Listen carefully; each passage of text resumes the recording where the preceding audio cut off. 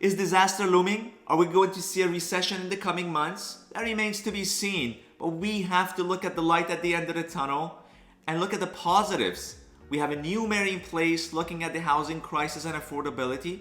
We have a Bill 23 introduced by the Ontario government which will look at zoning, and we have an increase in the non-resident speculation tax. We'll talk about all and more within this episode, so stay tuned and let's get going.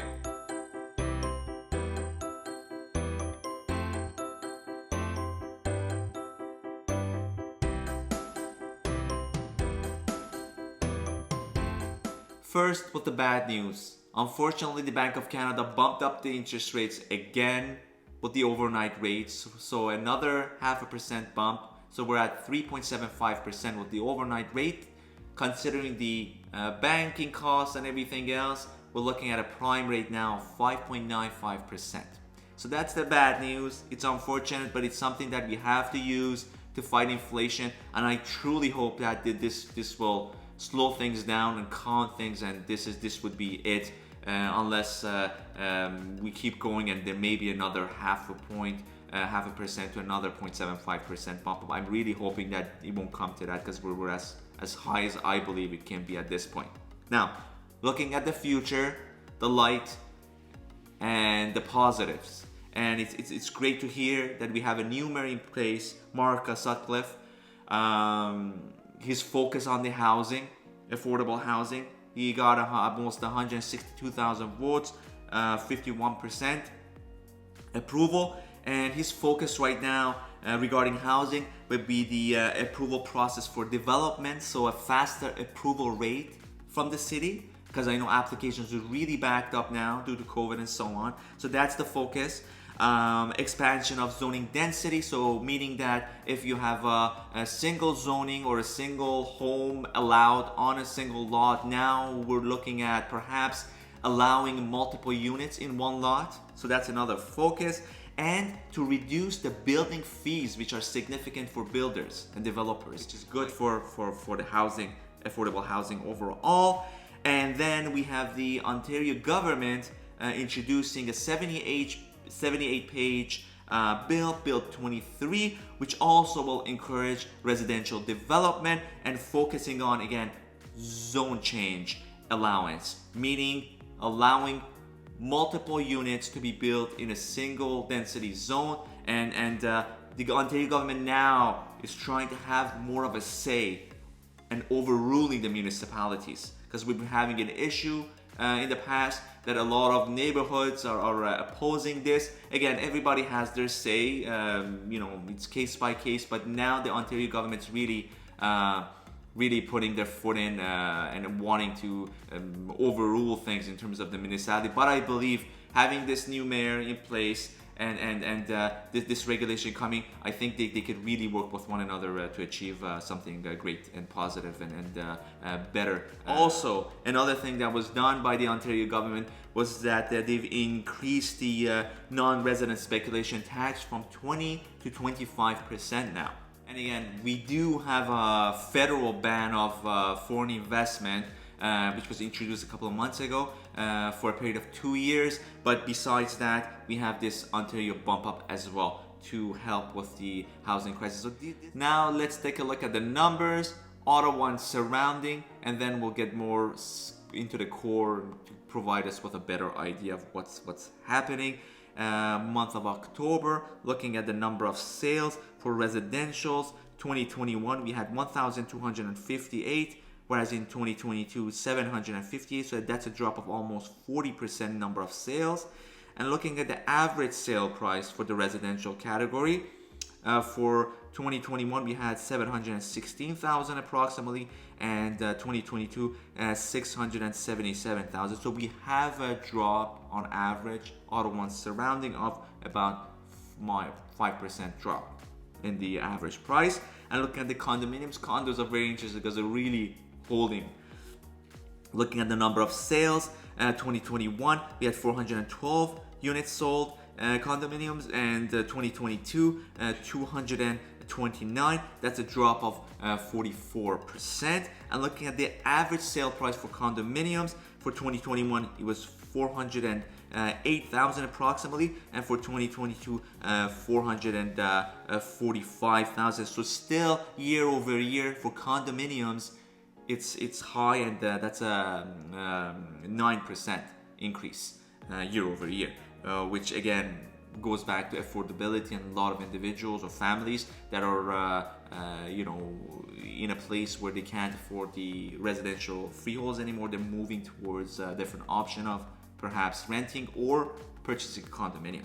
Okay, now let's take a look at the residential freeholds a bit more into the core now to give us a better idea. And for the month of October, the active listings versus sold listings, we have actives 1,167 units, and there's a lot of inventory right now available, and 505 units sold. Looking previous year, it was vice versa. We had 713 active units, whereas 905 sold units. So again, it was a lack of inventory last year, and we got an abundance of inventory now. And again, this all goes back to the a lot of buyers on the sideline, waiting to see what's going to happen, very cautious. And if you're a buyer who's willing to take on a bit of risk, perhaps now would be a very ideal time. I realize the affordability is an issue, and banks are a bit harder to deal with in terms of qualification. But if it's possibility for you, now is an ideal time, because this is a time where you can actually negotiate, and we are negotiating with buyers that I'm basically working with now, and it's working. It's becoming a balanced market. They have an option, and who knows what's to come in a year or two from now. If things change and we have a housing crisis, we are planning on the side, I realize that, but it's highly likely that we'll go back to the market we've had in the past 2 years if things continue this way on the up and up. So now taking a look at the residential sold price versus list price ratio, we're at 96.4% for the month of October, versus it was almost 101% of asking last year this time. And we have to note that the average list price has dropped as well. So we'll see in the next chart numbers that that dictates what the overall is. And the fact that we're seeing 96%, this is of list price, and the list prices have already dropped to a certain degree, and we'll get a better feel for it when we look at this. The residential average sale per month, looking at the month of October for the residential freeholds, we're at almost 731,000 for the month of October, and whereas it was 766,000 last year. So approximately a 30,000 or more drop month over month. And yes, the average has dropped. This is due to the rise of interest rates, which has impacted affordability. And for sellers, yes, you have to adjust your expectations, but at the same time, if you are selling at a lower amount, you are purchasing at a lower amount. And for buyers, if you are willing to take on the risk, perhaps now would be a really ideal time to go for it, considering that yes, there are risks involved. And again, investment is a risky business, and it's something that you have to consider if you're willing to, or you're anticipating or hoping for a good payoff in the years to come. So looking at the next charts, looking at the residential freehold days on the market. So looking at the average days, October, 27 days the home sits on the market on average to sell, whereas it was 16 days year over year. So we have gone up, but again, it's a seasonal thing. As you see, the trend is exactly what happened for fall and winter of last year this time. Looking at the condominiums, and this is very interesting because yes, the inventory is more, the number of sales are less. At the same time though, the prices are really holding somewhat in contrast to the residential freeholds. Looking at the active listings versus sold, listings for the month of October, we had the 658 active listings and 214 sold units, whereas last year it was 471 active listings and 387 sold units. And look at this, we had more inventory last year this time in the condominiums than the solds, and yes, it significantly has increased, similar to the residential freehold, but as we'll see, the prices are holding, which is very interesting. Okay, now looking at the condominium sold price versus list price ratio, we're at October 96.8%, whereas last year was 99.2%. Again, these may be close and similar, but we have to realize that the average price has dropped, and this is relative to that. Looking at the average sale price, you're at 449,000 for October versus 411,000 or 412,000 last October. We're still higher in the average sale price for the condominiums, which is very interesting. It is fluctuating, but it's much more calmer, much more balanced. And for what it is, it seems like the condominiums seem to be on a steady line, and could be a good option for investment because they're not taking a hit as much as residential freeholds have. They haven't increased in price overall as much as the residential freehold, but they're not taking the beating as much as the freehold residentials are. And it's very interesting that this is happening. And again, it goes all back to the affordability. Looking at the days on the market, a condominium unit usually sits on average for the month of October. We're at 29 days, whereas it was 22 days year over year, which again, overall, I believe it's seasonal and normal for this category. Now look at the rental market. We are flooded a bit with a number of units, especially in the last 2 months or so. It's a seasonal thing really for rentals, and I believe that will change come springtime. We will have a significant drop in inventory, considering what's been happening. And looking at the active listings versus rented units, we're looking at, for the month of October, 781 active listings and 467 rented units, whereas last year it was 777 active listings and 417 rented units. And again, the trend is very similar, very stable, I believe, for the rental market. And because of the pressures we're feeling in the overall with the purchasing and everything power, we will see a change in the next 6 months to a year on the rentals, meaning the rental prices are bound to go up.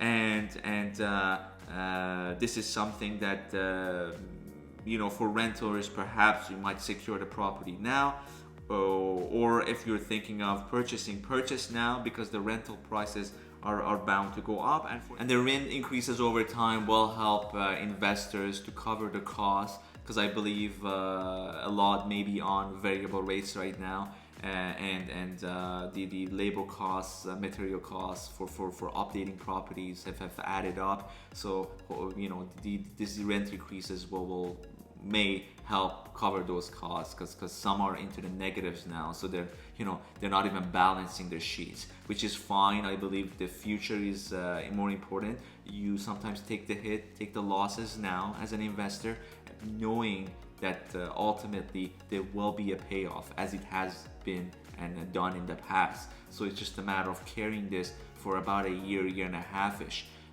just to see market coming back and to have a good outcome. And then I've seen it before, experienced it before.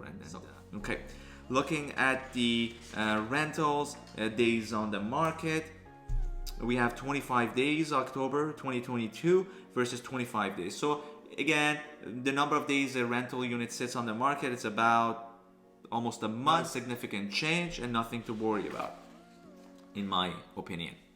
Alright, so that's that. I hope it helped you guys. Please do remember to like this video and to subscribe to my YouTube channel. I'm always available if you guys have any questions, whether you want to text me, you want to call me, email me. I'd be more than glad to talk to you guys, even over a cup of coffee if you do have the time.